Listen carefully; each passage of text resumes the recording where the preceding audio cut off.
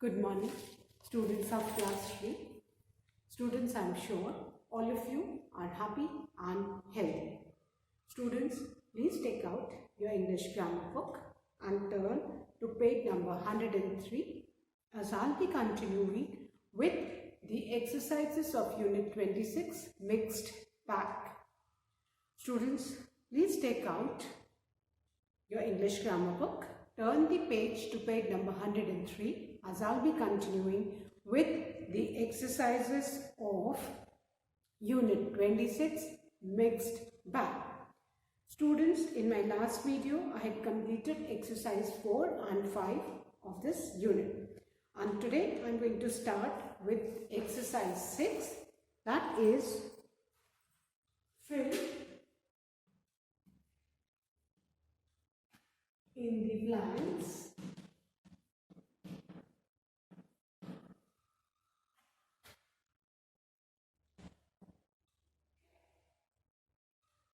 with right interjections.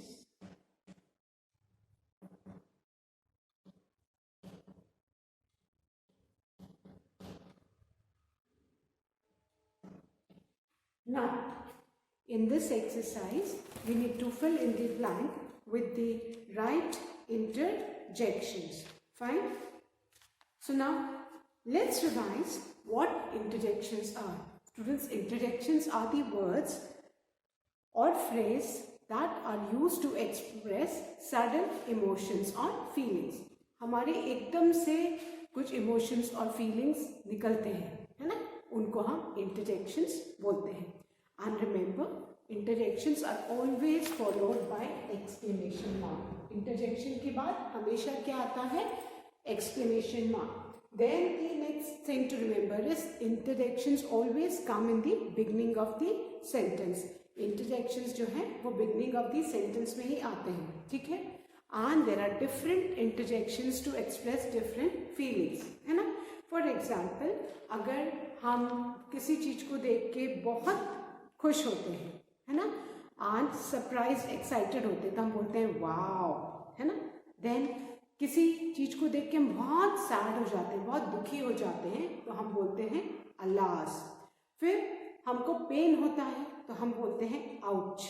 तो alas, ouch, wow, these are all interjections. हमारी जो खुशी एक्सप्रेस जिससे हम करते हैं, एक्साइटमेंट, एनकरेजमेंट एक्सप्रेस करते हैं, वो वर्ड्स हैं हुर्रा, yippee. और ये सारे इंटरजेक्शंस है बेटा जिनके बाद हमेशा एक्सक्लेमेशन साइन आता है. फाइन, ये आपको याद रखना है. Then students, now let's start with exercise 6. Now, the first sentence is dash we won the competition.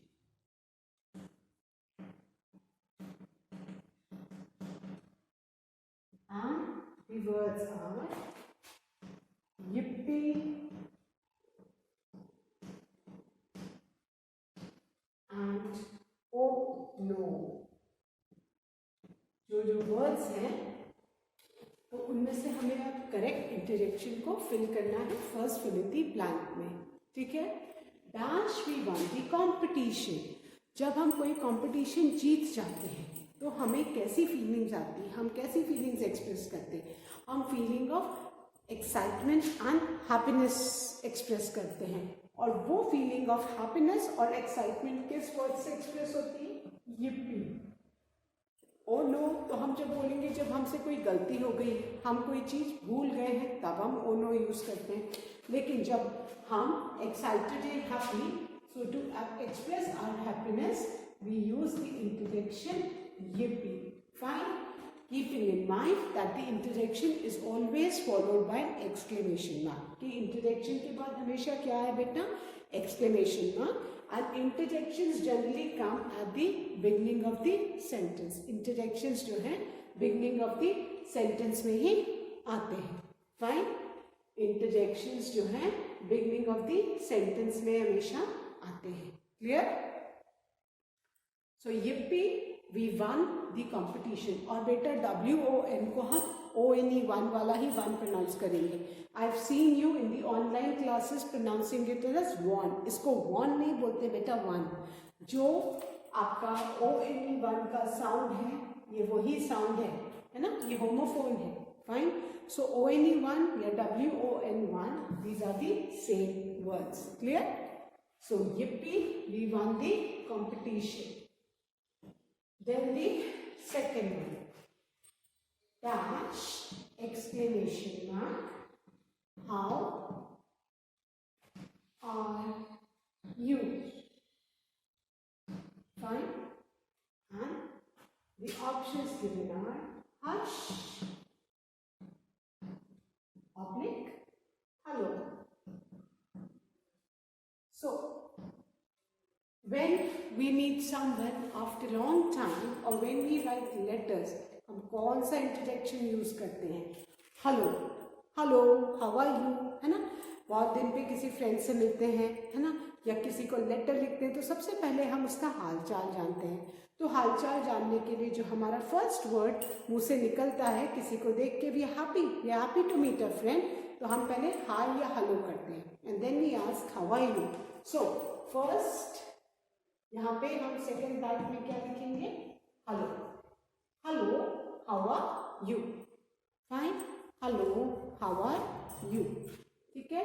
सो ये हेलो हम किसी को, we are happy to meet someone, in a way we are greeting, और उसमें हम बोल रहे हैं हेलो और फिर हम हालचाल पूछते हैं. So hello, how are you, keeping in mind that hello is an interjection, it is followed by an exclamation mark. Fine. Now the third one, dash, there is a fly in my milk, full stop. And the interjections given are ouch, oblique, yuck. अब बेटा यहाँ पे दो interjections दिए हैं, ouch and yuck. As taught earlier, ouch हम कब use करते हैं? जब हमको पेन हम एक्सप्रेस करना होता है ना. सपोज आप खड़े हो और आपके ऊपर कोई, आपके फीट पे कोई स्टैम्प कर दे, या आपको कोई पाँव में कोई चीज चुभ जाए, समथिंग प्रिक्स यू, या डॉक्टर आपको इंजेक्शन लगाए, तो आपके मुंह से क्या निकलता है? आउच. सो आउच हम कब एक्सप्रेस करते हैं? To express our pain. हमारे बॉडी में जब दर्द होता है तो हम आउच यूज करते हैं. फाइन. और यक हम कहते हैं कोई भी चीज जिसको देख के मन एकदम खराब हो जाए, है ना. जैसे अब यहाँ पे सेंटेंस है, there is a fly in my milk. किसी के मिल्क में अगर मक्खी गिर जाती है तो nobody, I am sure nobody will drink that milk. एकदम ऐसे वॉमिट जैसा आ जाता है कि फ्लाई कितनी गंदगी में बैठती है और वही हमारे मिल्क में बैठी, so we can not drink that milk. तो हम उसको देख के क्या बोलते हैं? यक.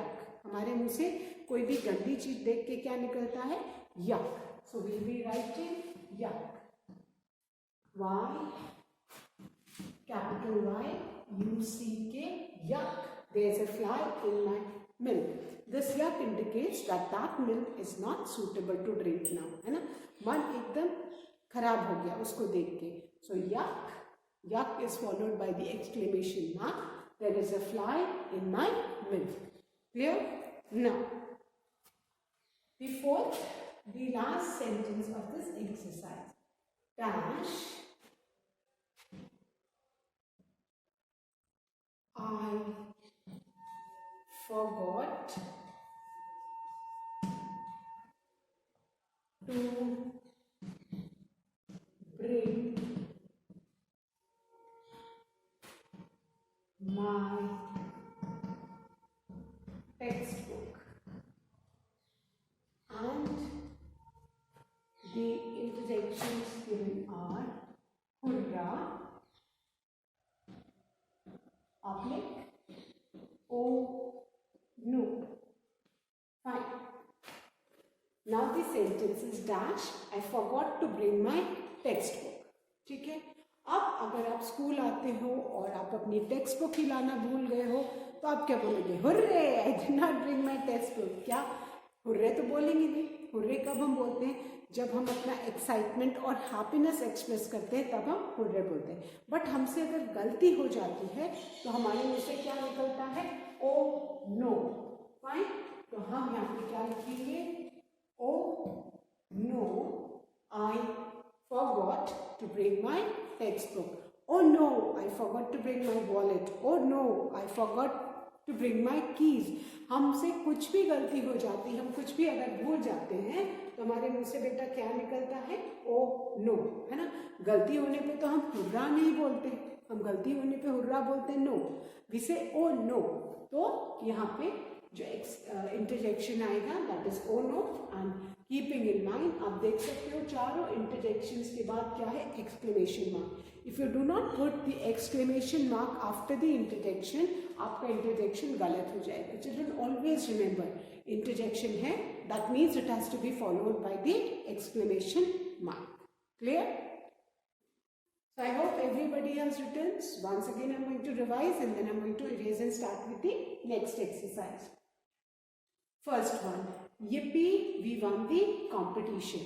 Yippee is the interjection we use to express our excitement and happiness. ठीक है? Second, hello, how are you? हम जब किसी को बहुत दिन के बाद मिलते हैं, we are happy to meet someone, हम क्या बोलते हैं? hello और hi. So hello, how are you? Then the third one, yuck, there is a fly in my milk. yuck का यूज करते हैं जब किसी भी चीज को देख के मन एकदम खराब हो जाता है तो हम yuck बोलते हैं। Then the fourth one, oh no, I forgot to bring my textbook. जब हमसे कुछ गलती हो जाती है, हम कुछ भूल जाते हैं तो हमारे मुंह से इंस्टेंट क्या निकलता है? oh no. So now I am going to erase the board and start with the next exercise. That is exercise 7.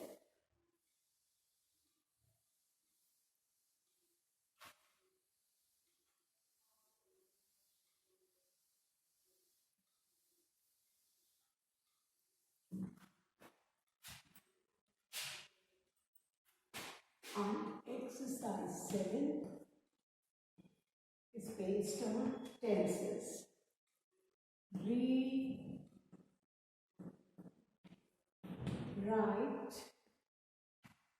the sentences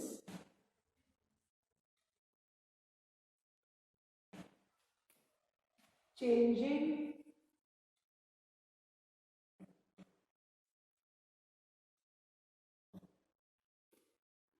the tense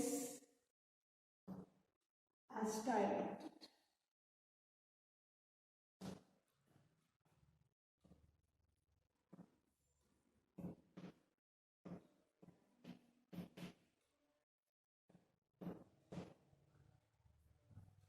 अब बेटा इसमें हमको टेंस चेंज करना है, ठीक है। और आप सबको ये पता होना चाहिए कि किसी भी सेंटेंस का हम जब टेंस चेंज करते हैं तो सबसे पहले हमें क्या करने आना चाहिए? We must identify the verb of the sentence. किसी भी सेंटेंस का जब टेंस चेंज करना है तो सबसे पहले उसका हमें वर्ब आइडेंटिफाई करना आना चाहिए, because it is the verb जो खाली सेंटेंस में चेंज होता है as per the tense, the remaining sentence remain the same. So verb पहचानने के लिए वर्ब क्या होता है? द डूइंग वर्ड्स, जो एक्शन वर्ड्स। सेंटेंस में जो भी वर्ड इंडिकेट करता है एक्शन को कि क्या काम हो रहा है, जो भी हम काम करते हैं वो एक्शन होता है, और सेंटेंस का जो एक्शन वर्ड है वो वर्ब है। तो कोई भी सेंटेंस का जब टेंस हमको चेंज करना है तो ये याद रखना है कि हमें सबसे पहले वर्ब को आइडेंटिफाई करना है, because it is the verb of the sentence which changes, the remaining sentence is the same. अब फर्स्ट सेंटेंस है Yasmin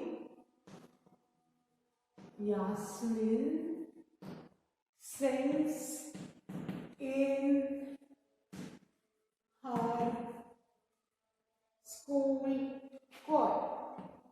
Yasmin sings in her school choir. अब आप सबको पता है ना choir क्या होता है ना? स्कूल choir क्या होता है?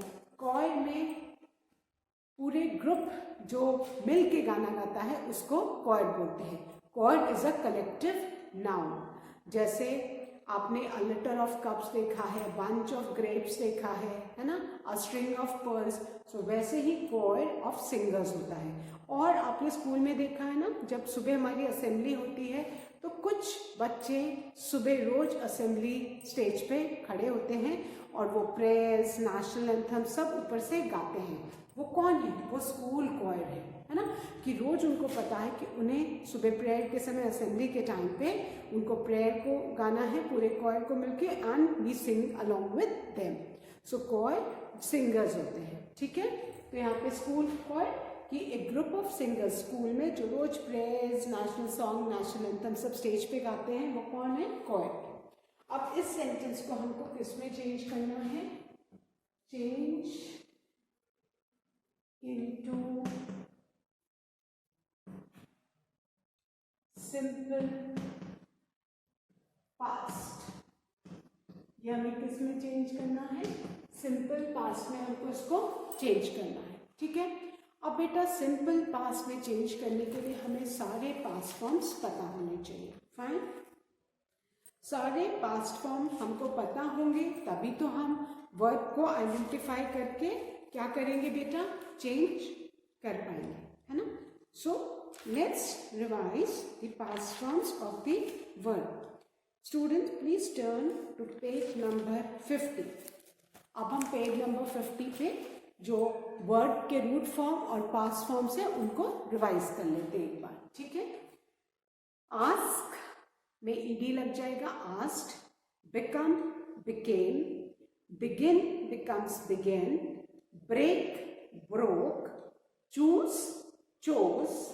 कम, came. Do, did. Drink, drank. Eat, ate. Fight, found. Fly, flew. Give, gave. Go, went. Hide, hid. Know, knew. Run, ran. See, saw. Sing, sang. Sit, sat. Speak, spoke.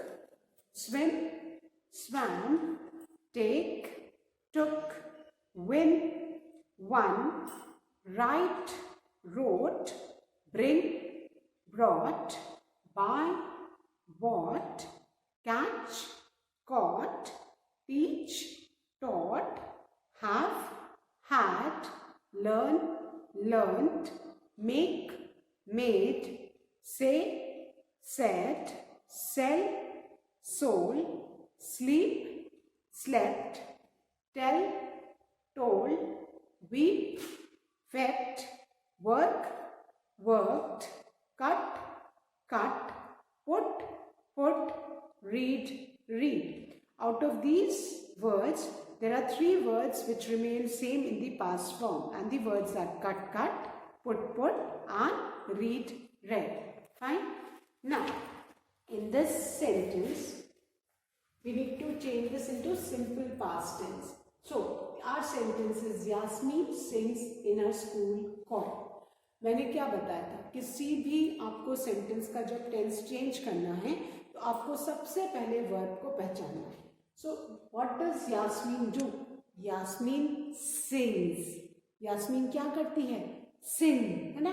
तो यहाँ पे जो यास्मीन काम करती है, जो भी वर्क है, दैट इज दी वर्ब. तो अभी हमने सबसे पहले किसको आइडेंटिफाई करके अंडरलाइन किया है? सिंग्स को. सिंग्स क्या है? सिंग्स हमारा वर्ब है. सिंग्स क्या है बेटा? ये वर्ब है. ठीक है ना.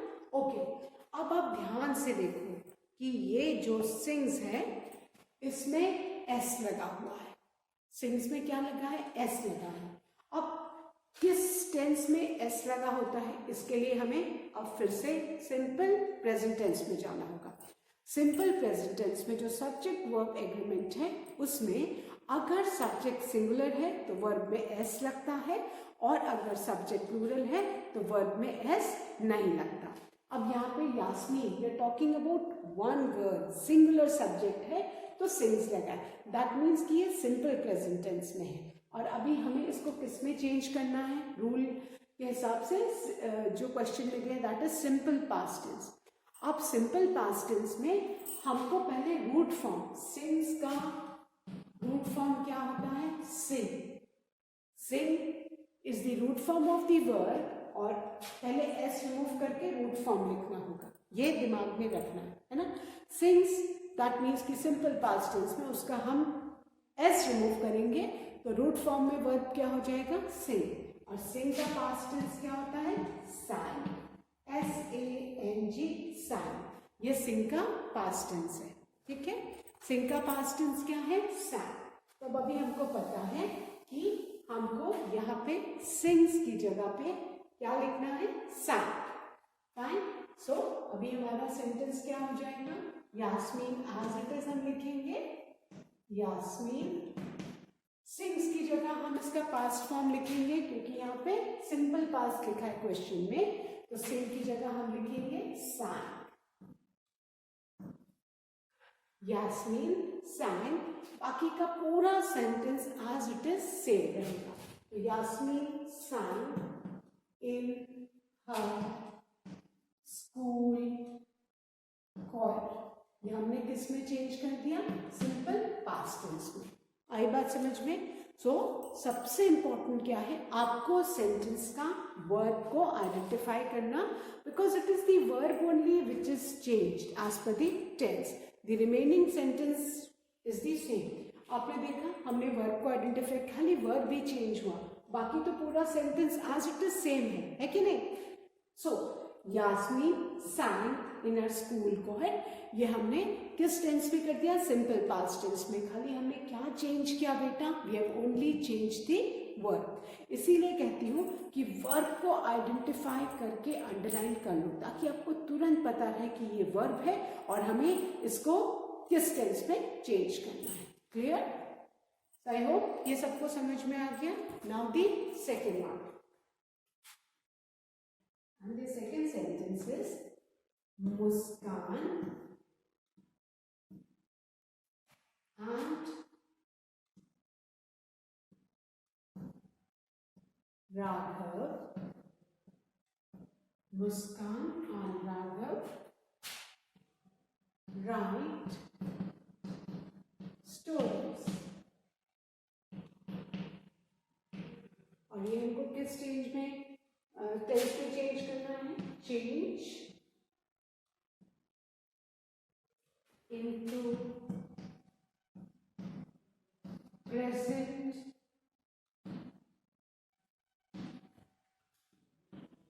कंटिन्यूअस।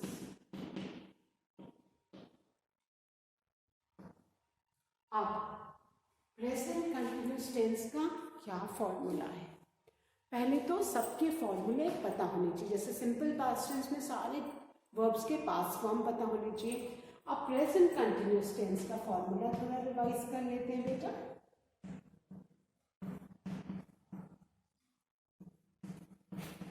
प्रेजेंट कंटिन्यूअस टेंस हम कब यूज करते हैं, to express an action that is going on at the time of speaking. कोई एक्शन जो बोलने के समय कंटिन्यू हो रहा है, उसके लिए हम प्रेजेंट कंटिन्यूअस टेंस यूज करते हैं।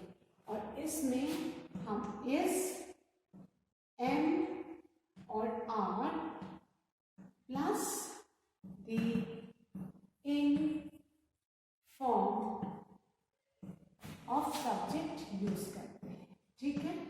Sorry, ing form of verb use करते हैं। हम इस कब यूज करते हैं, जब हमारा सब्जेक्ट सिंगुलर सब्जेक्ट होगा तो हम इज यूज करेंगे, है ना। व्हेन आवर सब्जेक्ट हमारा सिंगुलर है तो हम is plus the ing form of verb use करेंगे। अगर हम किसी सब्जेक्ट जो भी डूअर ऑफ द एक्शन है वो सिंगुलर है तो हम is plus ing form of the verb use करेंगे। अगर हमारा सब्जेक्ट जो है that is capital I, single capital I है, तो उसके साथ हम am plus ing form of verb use करेंगे। सब्जेक्ट अगर हमारा कैपिटल आई है तो उसके साथ हम am plus ing form of verb use करेंगे। वेयर एज अगर हमारा सब्जेक्ट प्लूरल है, मोर देन वन है,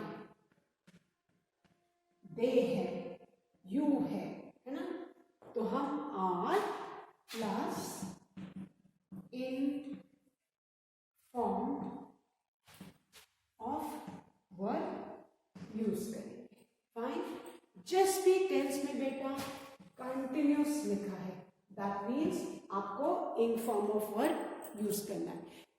कंटिन्यूस का मतलब कि वर्ब आपका आईएनजी फॉर्म में होगा। ईट का ईटिंग, स्लीप का स्लीपिंग, डांस का डांसिंग, रन का running. And ING form of verb change करने के लिए भी कुछ रूल्स हैं, जैसे verbs which end with E we drop the E and add ING, है ना, कुछ रूल्स हैं, तो हमें वो रूल्स भी पता होने चाहिए। Grammar is all about rules. अगर आपको रूल्स क्लियर है तो there is no problem at all. So जिस भी टेंस में कंटिन्यूस लगा है बेटा, दैट मीन्स कि उसके वर्ड में आपको आईएनजी ऐड करना ही करना है। और प्रेजेंट लिखा है तो प्रेजेंट में helping verb is am are, है ना, और इज एम आर किस बेसिस पे हम चूज करेंगे, डिपेंडिंग अपॉन द सब्जेक्ट। अगर हमारा सब्जेक्ट सिंगुलर नाउन है ना, ही है, शी है, इट है, तो हम is plus ing form of verb use करेंगे। वेयर एज अगर हमारा सब्जेक्ट सिंगल कैपिटल आई है तो हम am plus ing form of verb use करेंगे। और हमारा सब्जेक्ट अगर प्लूरल नाउन है, दे है, वी है, यू है, तो हम are plus ing form of verb use करेंगे। ये आपको पता होना चाहिए कि खाली प्लूरल नाउन के हिसाब से नहीं, सब्जेक्ट अगर आपका वी है, दे है, यू है या प्लूरल नाउन है तो हम are plus ing form of verb use करेंगे। वैसे ही सब्जेक्ट अगर सिंगुलर है, सिंगुलर कोई नाउन है, ही, शी, इट है, तो हम is plus ing form of verb use करेंगे। क्लियर? अब हम ये फॉर्मूला हमको पता चल गया, अब उस हिसाब से हम अपना सेंटेंस चेंज करेंगे आज पर दी टेंस। फाइन।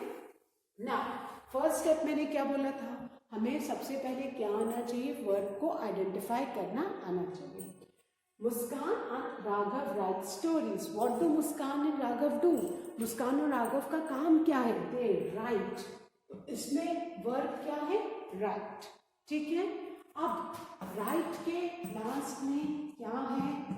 ई है, तो इसका आईएनजी फॉर्म क्योंकि कंटिन्यूस है तो हम ई को ड्रॉप करेंगे और आईएनजी लगा देंगे, तो राइट का आईएनजी फॉर्म क्या होगा?